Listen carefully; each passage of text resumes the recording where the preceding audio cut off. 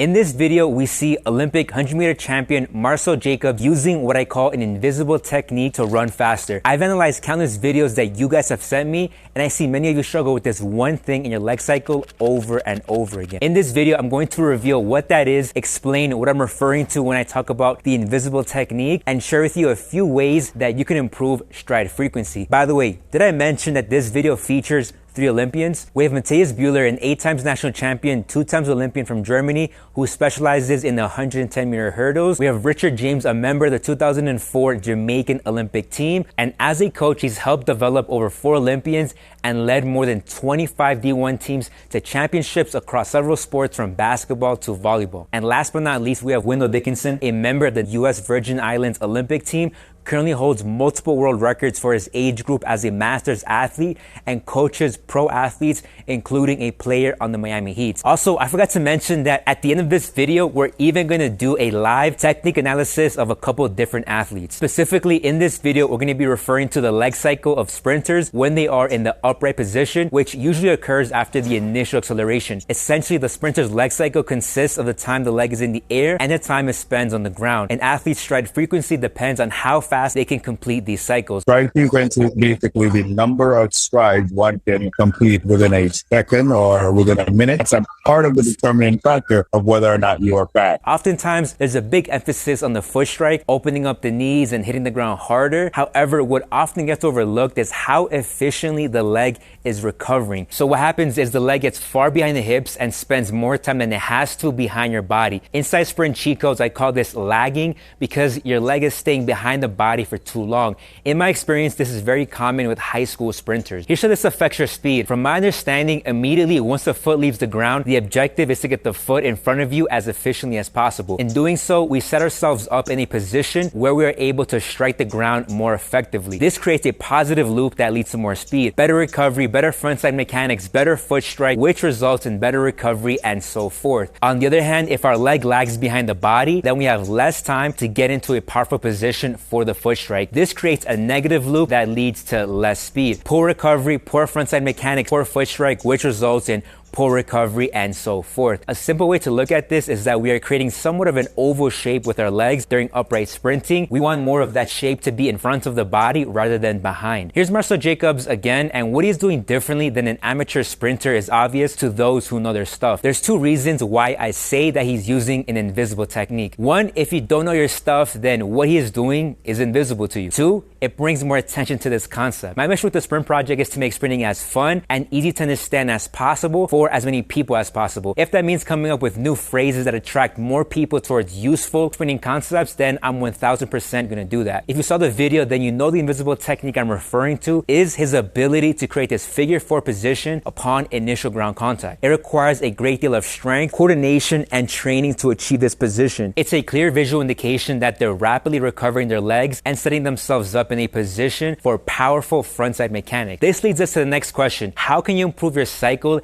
and possibly increase your stride frequency? According to Dr. Peter Wayan, there's very little we can do to improve the time it takes for the leg to cycle in the air. Instead, elite sprinters achieve faster speeds by shortening the ground contact time. This is done by spiking the forces in the first half of ground contact, which allows them to put more force into the ground in less time. Based on these findings, there's 2 ways to improve your leg cycle. 1, considering there's little we can do to improve the time it takes the leg to cycle, logically the only option left is to improve our mechanics so that we can use that time in the air more efficiently, which goes back to that oval that I was talking about. You can't have the same angle in the front that you have in the back if you want to be super efficient. Something has to change. You want to have something that's going to give you more push. So you bring it up so you can get that power position. That power position is your foot hitting the ground. 2, by putting more force into the ground in less time, we can decrease our ground contact times and shorten the overall time it takes the leg to complete 1 full cycle. Always, only for the, when I say only, like 90%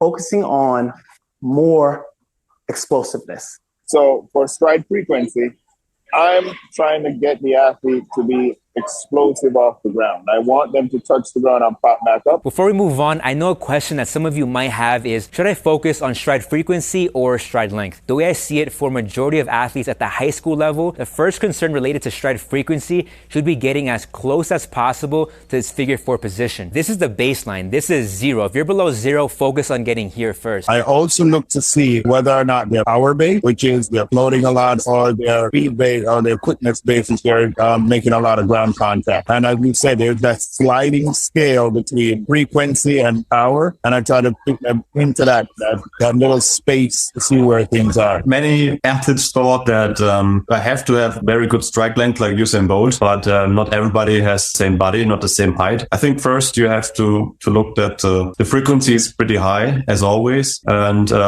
if your frequency is good, you can definitely work on the strike length too. In a few minutes, I'm going to show you a live technique analysis of a couple of different athletes. But by now, you must be wondering, okay, this all sounds great, but what are some exercises and what are some workouts that I can do right now to improve my leg cycle and possibly my stride frequency? All I did was what everybody believes. The more you squat, the faster you will be, the faster you'll run. The heavier you squat, the faster you'll run. And that's what I believed way back in the 80s. And then 2010, got this program. This idea was, how many seconds does it take to squat X amount of reps? So I don't know. I think it was like 100. I think it was like 225 pounds. I think it took me like 15 seconds to get 10 reps with 225. And I was maxing out. I was in my 40s. I was in my late 40s at that point. And I said, you know what?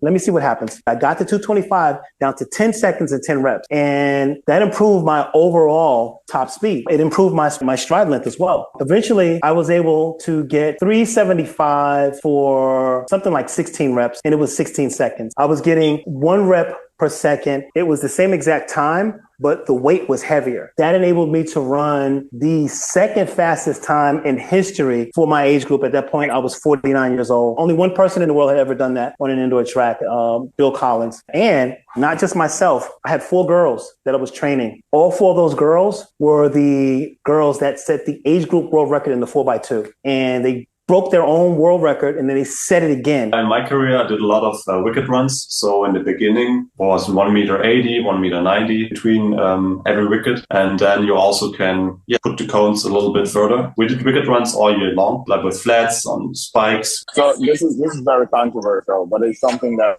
I've used for years to help myself and my athletes. And I'm not just talking about track and field athletes. I'm talking about basketball players, football players. We utilize the running surface as a part of our training modality. Let me explain that for a little bit.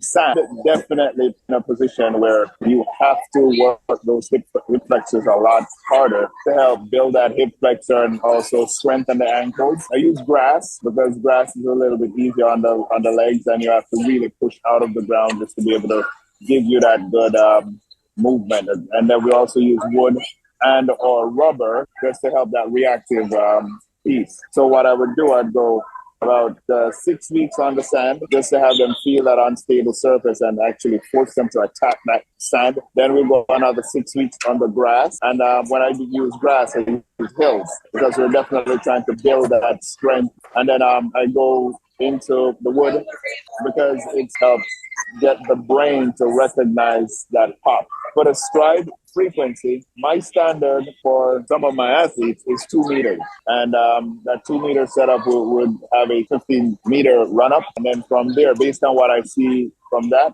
I either reduce the width or I increase the width of the wicket. If I want them to get real good stride length, I'm going to open it up. If I want them to get stride frequency, I'm going to close it. If I want to see that knee pop up a little bit higher, we're going to increase the height of those mini hurdles. And all of these is done over a period of anywhere between 12 to 24 weeks. Now it is finally time for the live technique analysis. The first athlete is a high school football player who recently joined my online program, the Spring Club. They have not had proper sprint training before, so they have a lot to work on. They're currently at a 5.3 40-yard dash. I chose this athlete because it will be relatable to many of you watching this.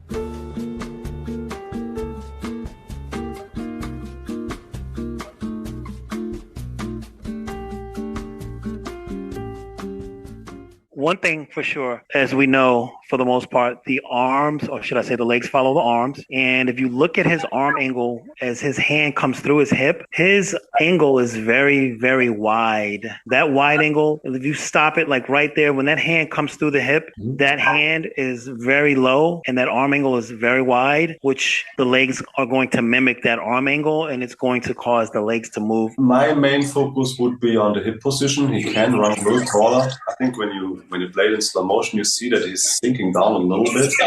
It's like not like super bad, but it could be a little taller. I think he's overstriding a little bit. It's not right. It's like not totally bad, but it could be better. Yeah. I'm looking at his fingers to see how he has splayed out his fingers. Simply mean that he doesn't have enough neurological control of his entire body. That finger splaying can also be seen at his feet because he's doing that casting. The first contact on the ground, if you notice, is going to be toes. So he's doing braking forces. He's creating braking forces.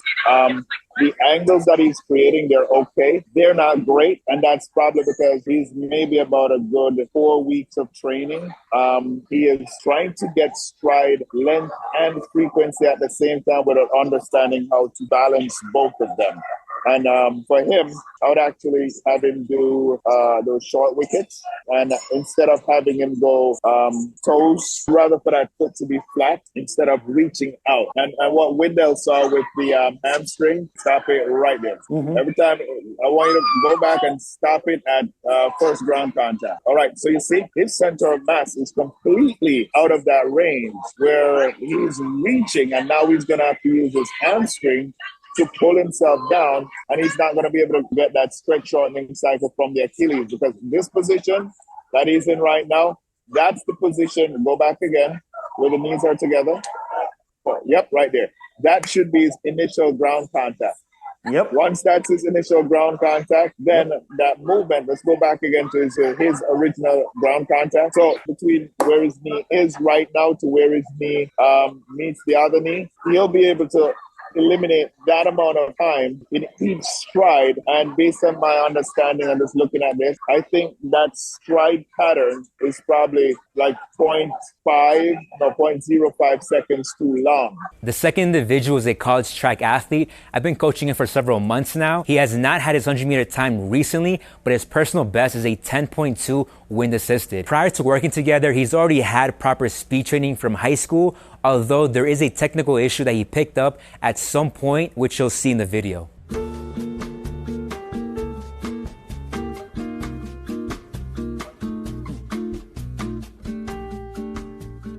He's overstriding a little bit, and that puts a lot of pressure for the hamstrings. Not very bad, but there is a little bit of overstepping. I heard her say overstepping, right? Yeah. Oh, you can hear her? Yeah.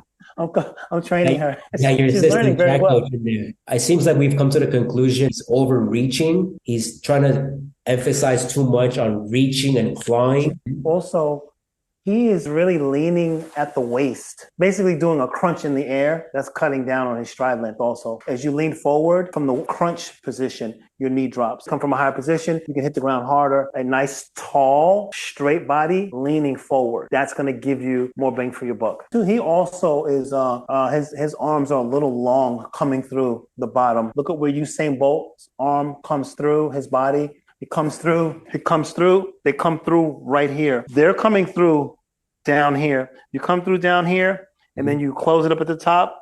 That's great at the top, but you need to come through here, like so. Really, if you really look at Usain is back here, but it's somehow he's so quick. When his arm comes through, it's his arm is almost at 90 degrees. If you look at the fastest guys, like you look at Christian does, Christian towards the towards the end when he was running really fast, he was doing that. Trayvon does it very well. Trayvon, I think, has probably the best form. Ladies and gentlemen, if you'd like to work with these individuals, Matthias is based out of Germany, Richard is based out of New York, and Wendell is based out of Florida. Their contact info will be down below if you'd like in-person training. If you like this video, click here to see how elite sprinters strike the ground differently in order to achieve faster speeds. After seeing this, you won't look at sprinters the same ever again. Click here to see that video next.